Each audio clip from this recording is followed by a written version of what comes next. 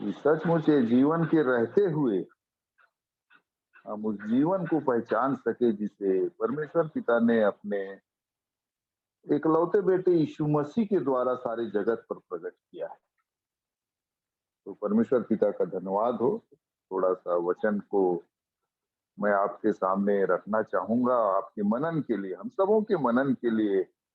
और मैं मेरा ऐसा विश्वास है कि जितने अपन लोग जुड़ते हैं, कोई भी प्रभु का दास जब वचन को रखता है तो हम उस वचन पर ध्यान करते हैं, और जब ध्यान करते हैं, उस पर मनन करते हैं, और उस वचन के आईने में जब मैं और आप अपने जीवन को वहां पर रखते हैं, और जैसी भी दशा मैं और आप अपनी पाते हैं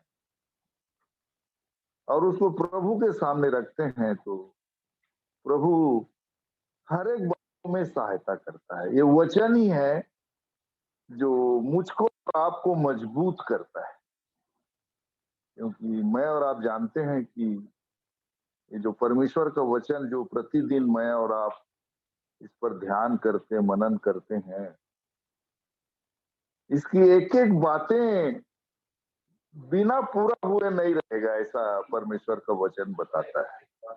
ये पूरा होगा। और विभिन्न जगह पर विभिन्न बातें परमेश्वर के वचन में लिखी हुई।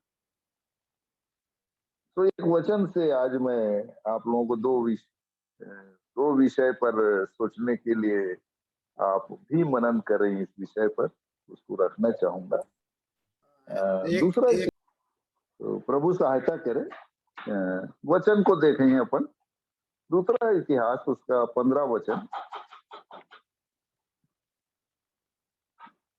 उसका पहला दूसरा पद को मैं और आप पढ़ेंगे।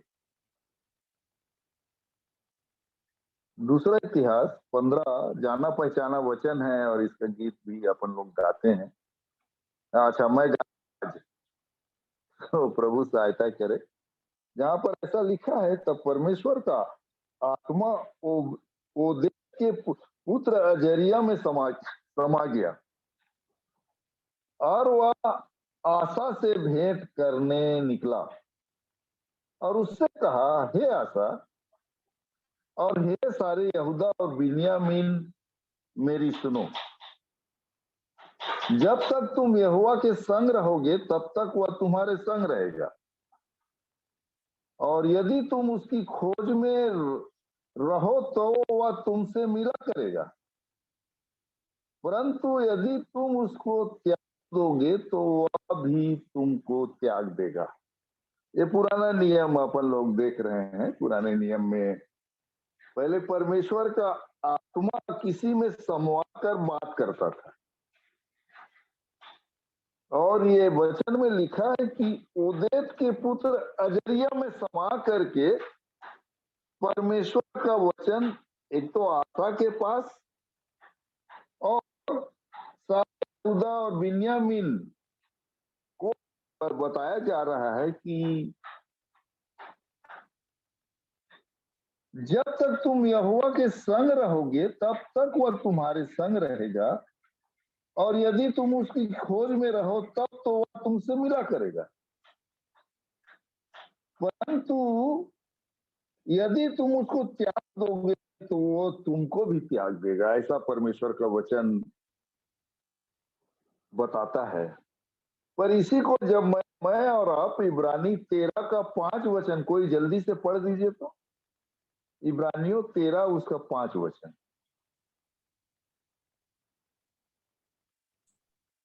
तुम्हारा स्वभाव 13 का 5 ना, इब्रानी 13 5।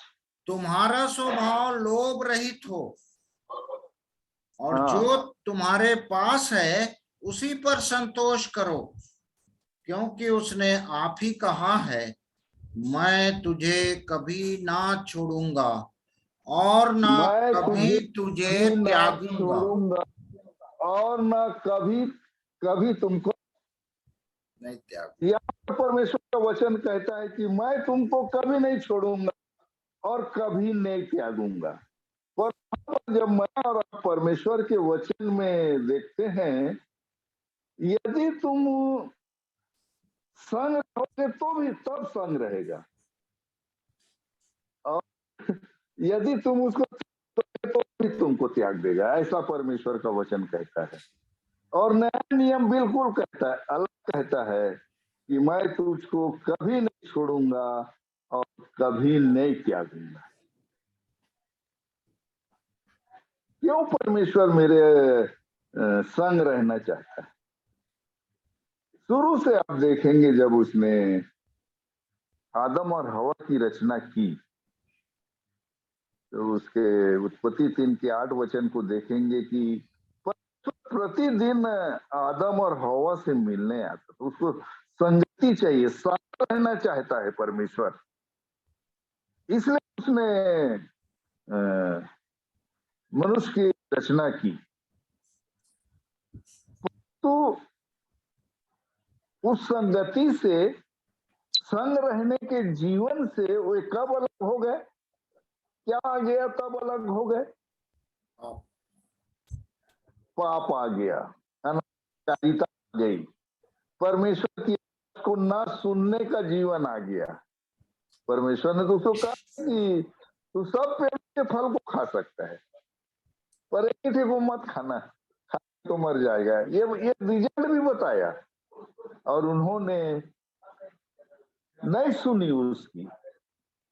मैं और आप प्रतिदिन एकत्र होते हैं परमेश्वर के वचन को सुनने के लिए। तो यहाँ पर मैं और आप देखते हैं, पुराना नियम में ये कहता है, यदि तुम उसके संग तो तुम्हारे संग रहेगा, ऐसा कहता है।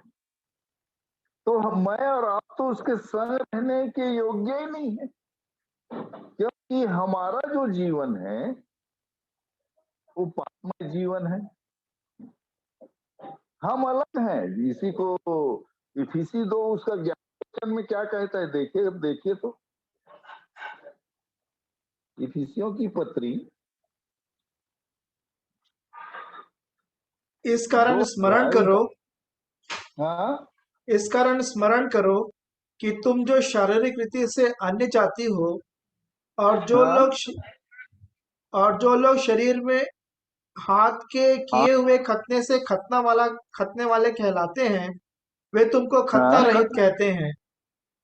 आगे तुम लोग उस समय मसीह से अलग, देख लीजिए, यहाँ पर कैसा कैसा दशा है, हमारी क्या दशा है, इसको देख लीजिए।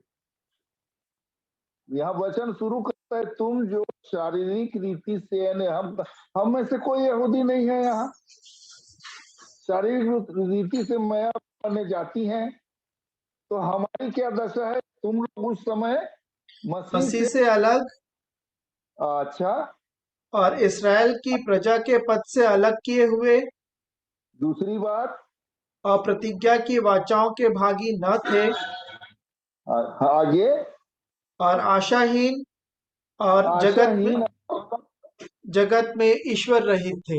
ईश्वर रहित। पांच दशा है। मसीह से अलग, वाचा, प्रतिज्ञाओं के वारिस नहीं, ये हमारी दशा है। तो मैं कैसे परमेश्वर के संग रहेंगे? सो परमेश्वर ने उपाय किया। इसको मैं आप जानते हैं कि परमेश्वर ने कैसे उपाय किया अपने संग रखने के लिए, कैसे मेल मिलाप अपने यीशु मसीह के द्वारा परमेश्वर पिता से हुआ। जैसे दूसरा कुरिन्थी है क्या, 5 अध्याय,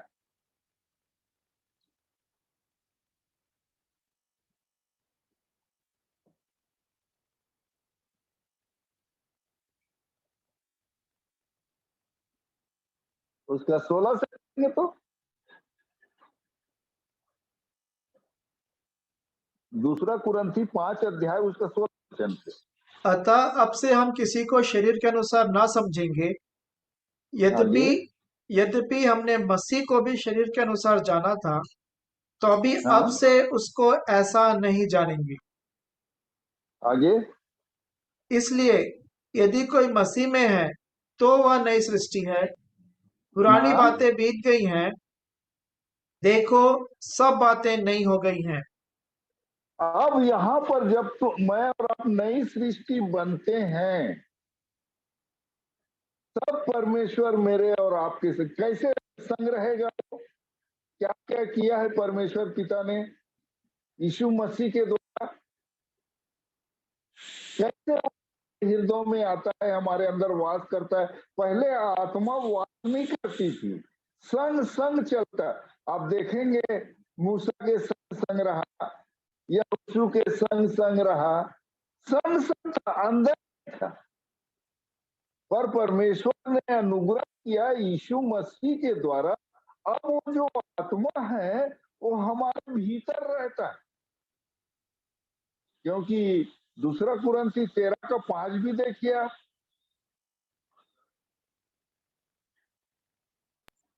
दूसरा कुरिन्थियों दूसरा 13:5। कुरिन्थी, हाँ अपने आप को परखो कि विश्वास में हो कि नहीं, अपने हाँ, आप को जांचो, क्या तुम अपने विषय में यह नहीं जानते कि यीशु मसीह तुम में है, नहीं तो तुम जांच में निकम्मे निकले हो। क्या कह रहा है वचन? अपने आप को परखो। परखो, अपने आप को जांचो। क्या जांचना है अपने हम मुझको को अपने जीवन में कि यीशु मसीह मुझ में है या नहीं है। नहीं तो क्या लिखा है? तुम निकम्मे निकले हो बोलता है। अगर यीशु मसीह मुझ में है और आप में नहीं है तो निकम्मा निकम्मा मन जीवन है।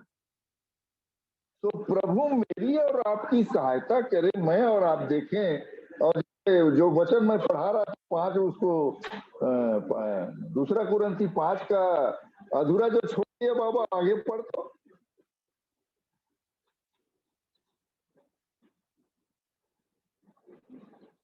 दूसरा कुरिन्थी 5 का जो पढ़ रहे थे मैं और आप।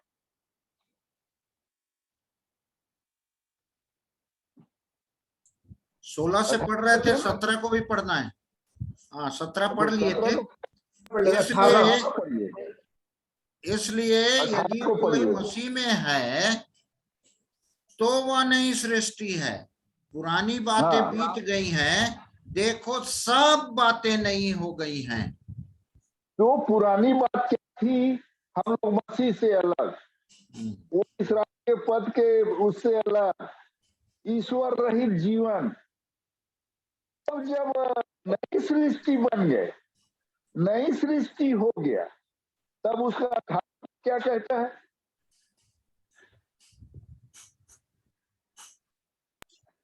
ये सब बातें परमेश्वर की ओर से हैं, जिसने ये मसीह सब के बातें पर हाँ, ये सब बातें परमेश्वर की ओर से हैं, जिसने मसीह के द्वारा अपने साथ हमारा मेल मिलाप कर लिया और मेल मिलाप की सेवा हमें सौंप दी है। देख लीजिए, अब यीशु मसीह के द्वारा परमेश्वर ने किया। इसी को 8:2 में क्या बोलता है? रोमी 8:2 में,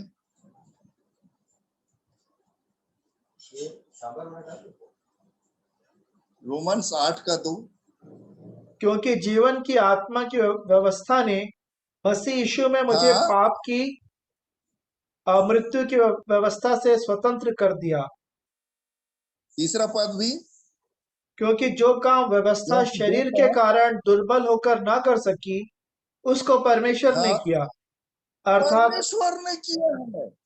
परमेश्वर ने उपाय किया है कि वो हमारे संग रहे। हमारे संग रहना चाहता है परमेश्वर, हम में रहे, हम में रह के काम करना चाहता है। कैसा अद्भुत उपाय परमेश्वर ने मेरे और आपके जीवन में किया है। वो मुझ में और आप में रहकर इसीलिए बोलता है कि तुम परमेश्वर के मंदिर हो और परमेश्वर का आत्मा तुम में बसता है। परमेश्वर का आत्मा रहता है।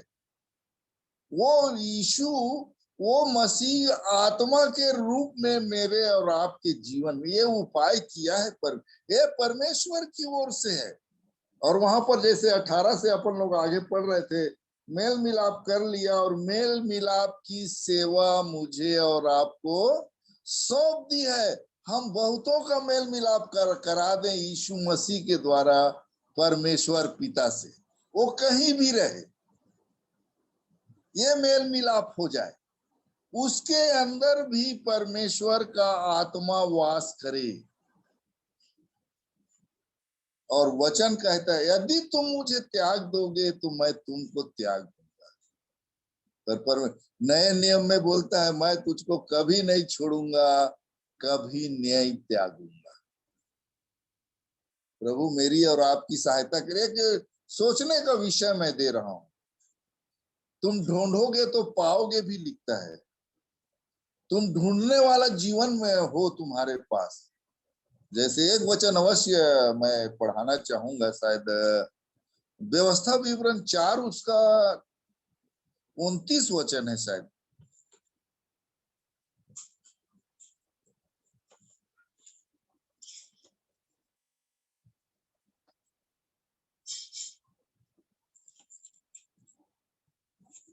व्यवस्था विवरण 4 अध्याय 4 का 29वां वचन। कौन सा है? अमन पढ़ रहा है? जी जी मैं पढ़ लेता हूँ। हाँ। परंतु वहां भी यदि तुम अपने परमेश्वर यहोवा को ढूंढोगे तो वह तुमको मिल जाएगा।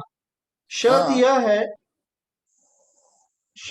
है कि तुम अपने पूरे मन से और अपने सारे प्राण से उसे ढूंढो।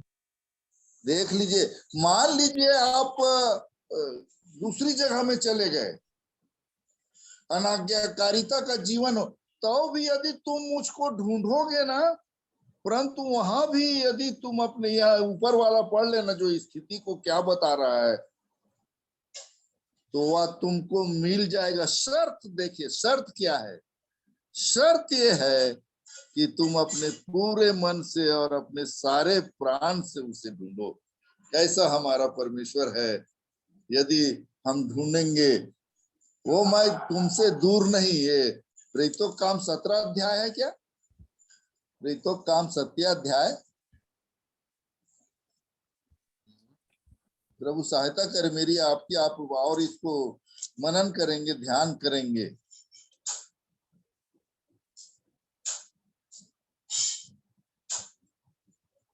17 का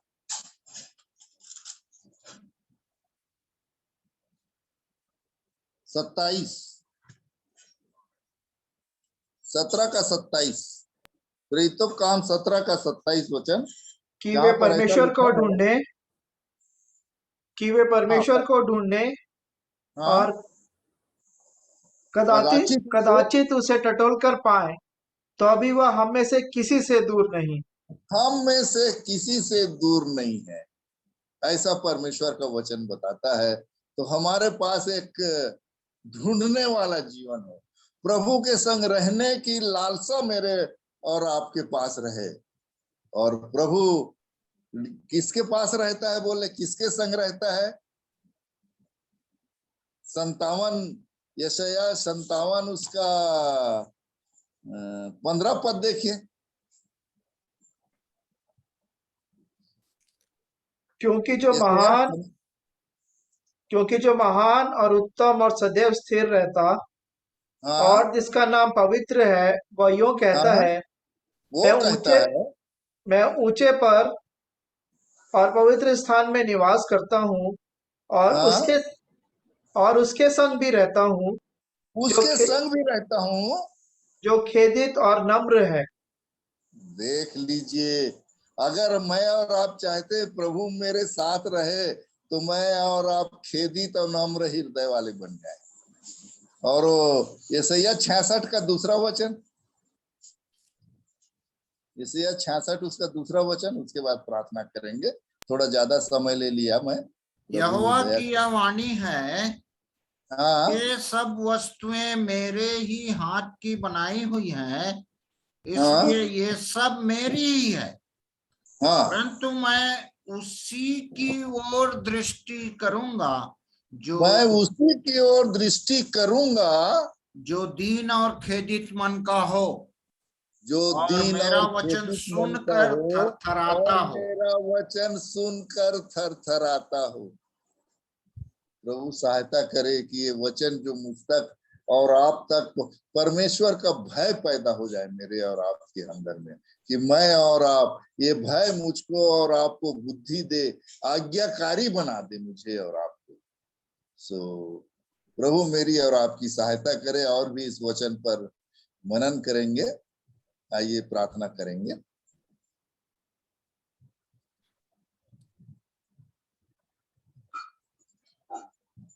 स्वर्गीय पिताजी, धन्यवाद देता हूँ उद्धारकर्ता यीशु मसीह में, कि आपके अद्भुत उपाय के लिए जिसे आपने हम अयोग्यों के जीवन में किया है। आप हमारे संग रहना चाहते हैं प्यारे प्रभु जी, इसलिए हम आपके नाम का धन्यवाद करते हैं। सुलेमान भी कहता है कि तो स्वर्ग और पृथ्वी का स्वामी होकर मेरे इस महल, इस भवन में कैसे समाएगा, परंतु आपका वचन मुझे और सारे लोगों को बताता है कि आप हमारे हृदयों में वास करना चाहते हैं। ऐसे महान परमेश्वर हैं, इसलिए आपके नाम का धन्यवाद करते हैं।